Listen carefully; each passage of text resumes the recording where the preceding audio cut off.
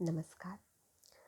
आज हम श्रीमद् भगवत गीता का हमारे जीवन में क्या प्रासंगिकता है, इस पर विचार करेंगे। श्रीमद् अर्थात श्रेष्ठ मत, भगवान के द्वारा जो श्रेष्ठ मत है वही श्रीमद् भगवत गीता है। आज जब हमारा मन द्वंद्व में फंसा होता है कि हम क्या करें क्या नहीं करें, तो एक कुरुक्षेत्र की ही भांति बना हुआ है।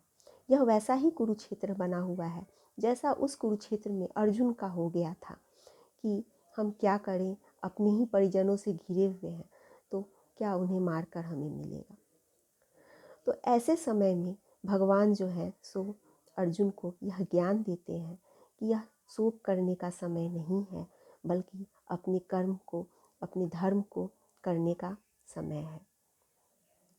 तो भगवान कहते हैं कि हे अर्जुन, तुम कब थे, कब नहीं थे, कब नहीं हो और कब नहीं रहोगे। अर्थात वह आत्मा का ज्ञान देते हैं जो अविनाशी है, जो कभी मरता नहीं है। मैं भी पहले था, आज हूँ और कल रहूँगा, और तुम भी पहले थे, आज हो और कल रहोगे। तो सबसे पहले भगवान जो है सो उसे गीता में उसे आत्मा का ही ज्ञान देते हैं। वही आत्मा आज हम सब हैं, और उसी तरह का द्वंद्व जो है तो वैसी ही परिस्थिति फंसी हुई है, और उसी ज्ञान की हमें आवश्यकता है। सबसे पहले हमारे मन में एक तरफ पांडव है और दूसरी तरफ वह कौरव है। कौरव अर्थात जो निगेटिविटी है, और वह पांडव अर्थात जो पॉजिटिविटी है। तो पहले तो पांडव का अर्थ समझते हैं कि उसके पात्रों का नाम में क्या रहस्य छिपा हुआ है। युधिष्ठिर, जो युद्ध में स्थिर है। अर्थात हमारा मन क्या हर परिस्थिति में स्थिर रहता है? बिल्कुल नहीं। जब विपरीत परिस्थिति आती है तो हमारा मन डवाडोल होने लगता है। ऐसे में हमें उसी आध्यात्मिक ज्ञान की, उसी गीता ज्ञान की आवश्यकता पड़ जाती है। ऐसे ही दूसरा नाम है भीम, अर्थात जो स्ट्रॉन्ग विल पावर का है। क्या हमारा जो मन है क्या हमेशा स्ट्रॉन्ग रहता है? विपरीत परिस्थिति में वहाँ भी हम जो है सो हताश और निराश होने लगते हैं। ऐसे में फिर उस गीता ज्ञान की आवश्यकता पड़ती है। तीसरा पात्र है जो है अर्जुन। हम दिन भर 24 घंटा समय होता है, उसमें जो जो आध्यात्मिक ज्ञान है उसे सुनने के लिए कितना समय निकालते हैं, उसका अध्ययन करने के लिए, उस पर चिंतन करने के लिए कितना समय निकालते हैं। वहाँ भी हम आलस और प्रमाद करते हैं।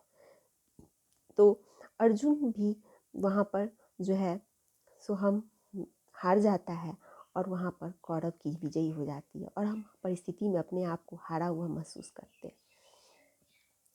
चौथा जो है नाम नकुल, जो नियमों पर चलने वाला है।